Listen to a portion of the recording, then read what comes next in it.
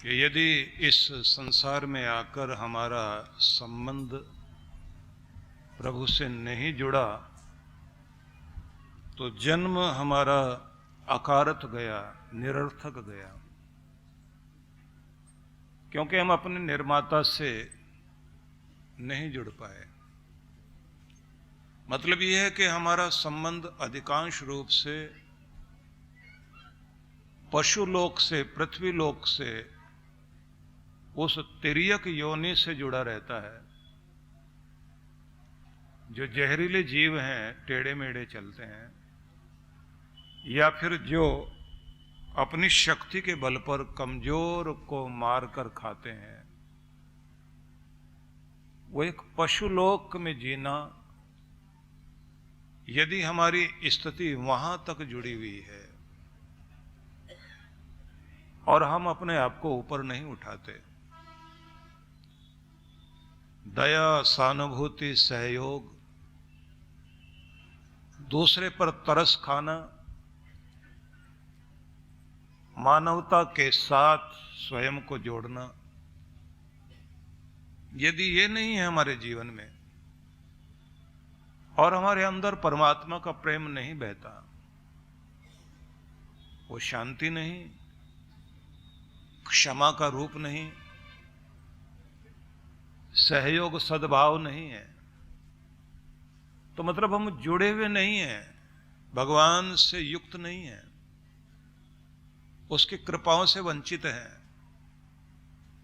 तो कहा गया कि तुम इस दुनिया में शिक्षण और प्रशिक्षण, परीक्षण के लिए आए। यहां हमारी परीक्षा होती है और शिक्षाएं, नई ट्रेनिंग दी जाती है कि जिससे हमारा विकास हो, ऊपर उठकर जिए। यदि वो नहीं हो पाता तो हम नीचे गिरे हुए। तो ये जो कहा गया है, गुण गोविंद गायो नहीं, गोविंद के गुण गाने का मतलब है परमात्मा से जुड़ना, भगवान से जुड़ना। जन्म अकारथ कीन, जन्म हमारा व्यर्थ गया। जुड़ना कैसे? जैसे जल से बाहर निकली हुई मछली पानी के बिना जी नहीं सकती, तड़फने लगती है। कि जिस दिन आप प्रभु से अपना संबंध ना जोड़ सकें, मन ना जोड़ सके, ध्यान ना कर सकें, जैसे अपने लिए कर्म करते हैं वैसे परमात्मा के लिए कर्म नहीं करें, तो तड़फन होनी चाहिए कि आज कुछ अच्छा नहीं किया मैंने, आज जीवन व्यर्थ गया, आज का समय बेकार गया। तो कहा है कि जैसे मछली पानी के बिना तड़फने लगती है, वैसे तुम्हारे अंदर परमात्मा के लिए तड़प उठे। और ये कहते हैं कि अगर तुम ये सोचते हो कि सारा धर्म कर्म जो है वो बुढ़ापे के लिए है, तो बुढ़ापा तो अपने आप में शरीर में अनेक समस्याएं लेकर आता है और मन वैसे भी शांत नहीं रह पाता।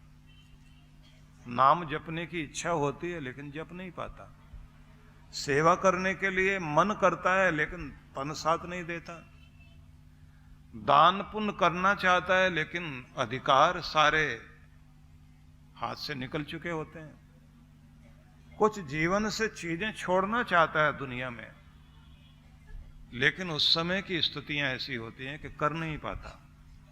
तो इसलिए जो ये कहा, बिरद भयो सूझे नहीं, काल पहुंचियो आन। काल ने, यम ने, मृत्यु ने दस्तक देनी शुरू कर दी कि आने का, वापस आने का वक्त हो रहा है, जिंदगी की सांझ गिर गई है, धीरे धीरे संसार छूट रहा है, दुनिया तुम्हें छोड़कर दूर हट रही है, लेकिन तुम हो कि दुनिया की तरफ भाग रहे हो। तुम्हारे अधिकार ले लिए गए, तुम्हारा आकर्षण जाता रहा, तुम्हारे शरीर की शक्ति जाती रही, तुम्हारी बुद्धि अब उस तरह काम नहीं करती। अब ये पेड़ों पर लगे हुए पत्ते पीले पड़ गए, न जाने कौन सी हवा का झोंका नीचे गिरा दे। काल सम्मुख है। अब वो कहते हैं, कहो नानक नर बावरे क्यों न भजे भगवान। कि ऐ मूर्ख मूढ़मति मनुष्य, क्यों नहीं जप पाए अपने भगवान को जिससे मिलने के लिए आए थे, क्योंकि ये अवसर केवल मनुष्य के देह में है। 9 द्वार मनुष्य की देह के संसार की तरफ खुलते हैं। एक 10वां गुप्त द्वार है, 10वां द्वार ब्रह्मरंध्र, वो भगवान की तरफ खुलता है। प्रभु की ओर अगर जाना है तो उस द्वार तक दस्तक देना शुरू करो।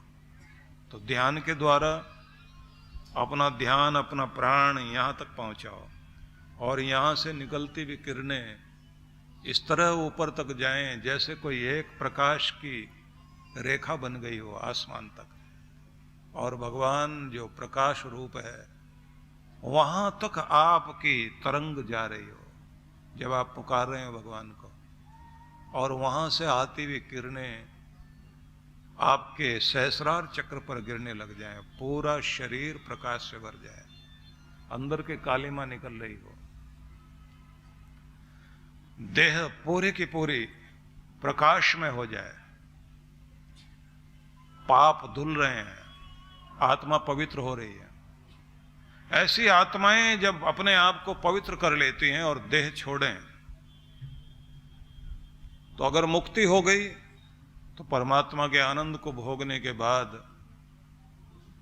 हजारों लाखों करोड़ों वर्षों का आनंद भोगने के बाद फिर वही मोक्ष से लौटी हुई आत्माएं इस धरती का कल्याण करने के लिए आएंगे।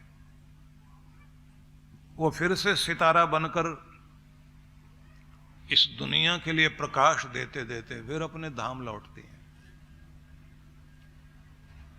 और फिर इस दुनिया में युगों के लिए उनका प्रभाव रहता है। मतलब वक्त जो है, काल हर एक का नाम मिटा देता दुनिया में, कुछ का तो उनके सामने मिट जाता है नाम। लेकिन कुछ लोग वे होते हैं कि युग बदलते रहेंगे लेकिन वो नाम नहीं मिटता। तो वो जो ये कहा जाता है ना कि नाम नाम देगा, तो नाम के तरफ लग, नाम जपना वही तुम्हारा नाम पैदा करेगा। कि मीरा ने कोई बेटा, कोई परिवार नहीं, न बेटा जन्मा और न परिवार से संबंध जोड़ा, करतार से संबंध जोड़ा। तो मीरा के कुल का पता हो ना हो, लेकिन मीरा का पता सबको है, क्योंकि हृदय में बचेगी। कि तुमने अगर कुछ ऐसा किया कि तुम्हारा संबंध भगवान से जुड़ गया,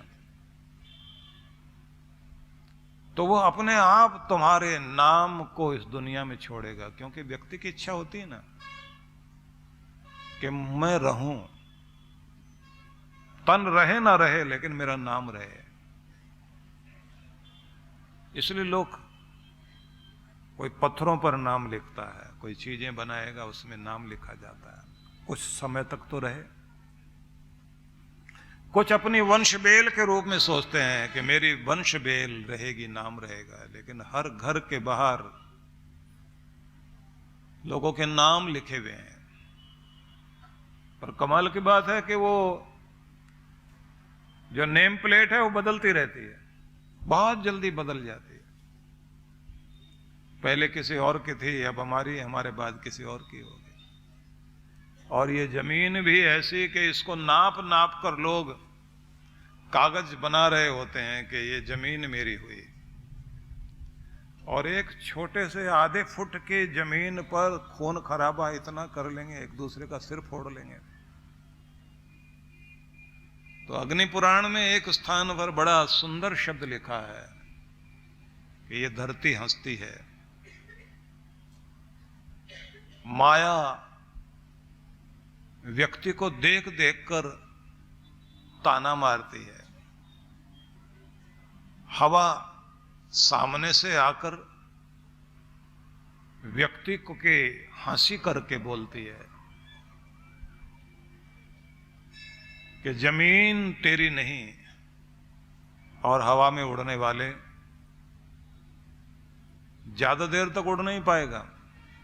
दुख की कोई सुई चुभेगी, जमीन पर गिरेगा, और जमीन रोती हुई कहती है कि जमीन जितनी पर तू आखिर में लेट पाएगा बस वही तेरे काम आ पाएगी, बाकी तेरी जमीन तेरी है ही नहीं। और सबकी आखिर में देह जब मिट्टी में मिलती है, वो भी समय बड़ा अद्भुत, जब मंत्र बोले जा रहे होते हैं,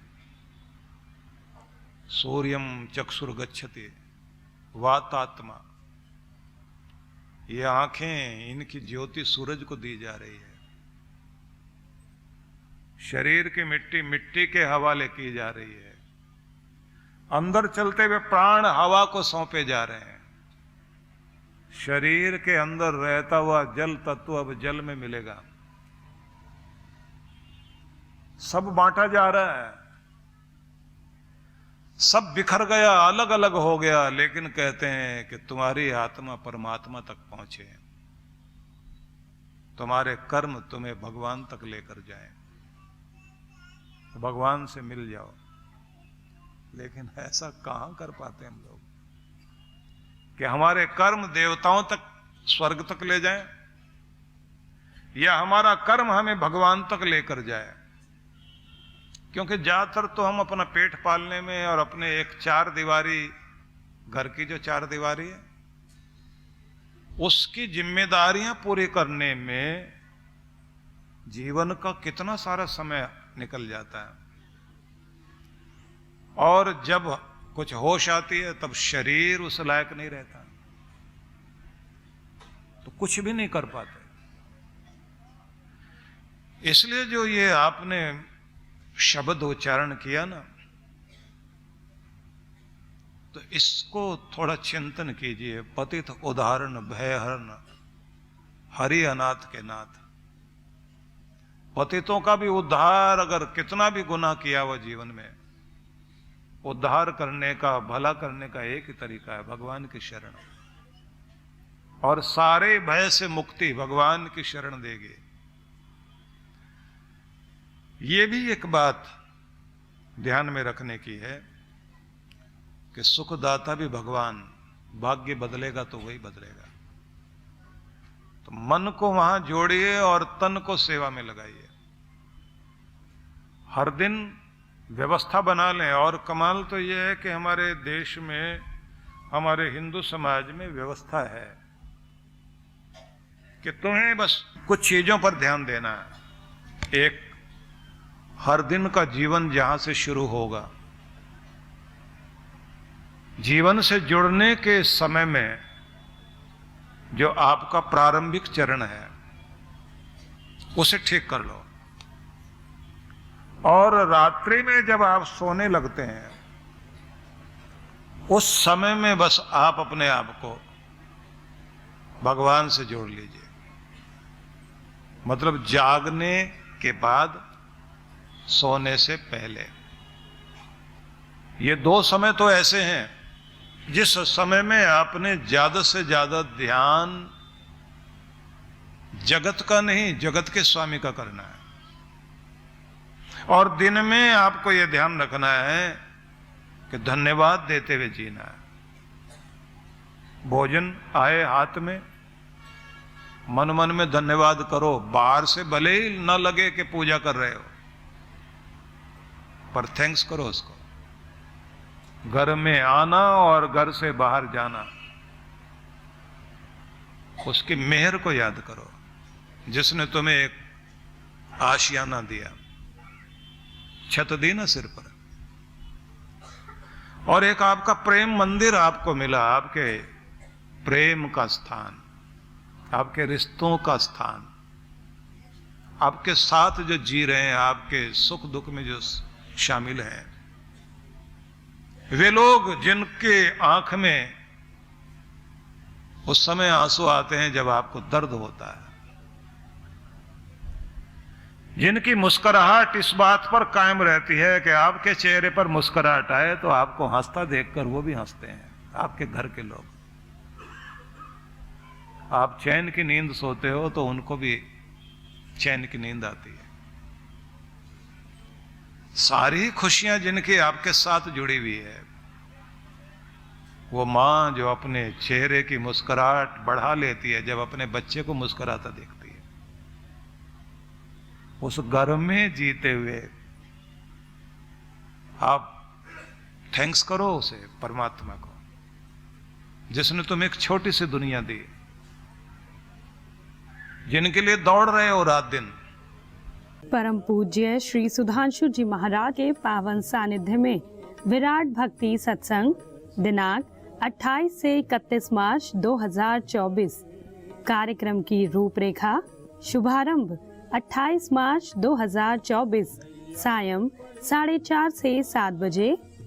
29 से 31 मार्च 2024 प्रातः 8:30 से 11 बजे, सायं 4:30 से 7 बजे। विशेष कार्यक्रम मंत्र दीक्षा 31 मार्च दोपहर 12 बजे। स्थान पावन धाम आश्रम नजदीक देवीलाल चौक करनाल। आयोजक विश्व जागृति मिशन करनाल मंडल। संपर्क सूत्र। आप सब परिवार सादर आमंत्रित हैं। परम पूज्य श्री सुधांशु जी महाराज के पावन आशीर्वाद से ध्यान व अध्यात्म गुरु डॉक्टर अर्चिका दीदी के पावन सानिध्य में गोविंद ध्यानम। मन को सदैव आत्मा में स्थिर करने का योग करने वाला पाप रहित योगी सुख पूर्वक ब्रह्मस्पर्श का परम सुख प्राप्त करता है। दिनांक 20 और 21 अप्रैल 2024। कार्यक्रम की रूपरेखा। 20 अप्रैल 2024 सायं 4:30 से 6:30 बजे। 21 अप्रैल 2024 प्रातः 10 से 12:30 बजे एवं सायं 4:30 से 6:30 बजे। स्थान Vardan Lok Ashram Ghodbunder Thane road Mira road east. आयोजक वरदान लोक आश्रम मुंबई। संपर्क सूत्र।